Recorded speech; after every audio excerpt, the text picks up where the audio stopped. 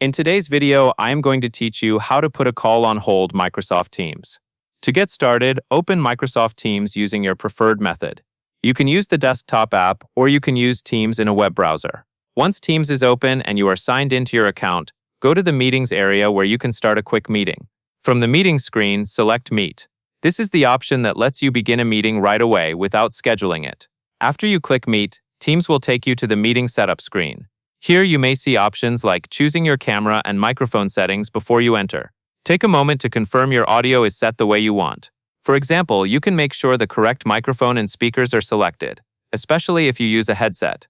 Next, click Join. This moves you forward into the meeting flow. After that, click Join Now to enter the meeting. Once you are fully connected, you will see the meeting controls, usually in a bar along the top or bottom of the meeting window depending on your layout. These controls include common buttons like microphone, camera, and more actions. When you are ready to place the call on hold, click Hold. As soon as you do this, Teams will put the call on hold. This is useful when you need a short pause, such as when you have to step away briefly or check something before continuing the conversation. While the call is on hold, you are not actively speaking with the other side in the normal way, so use it intentionally and return as soon as you are ready.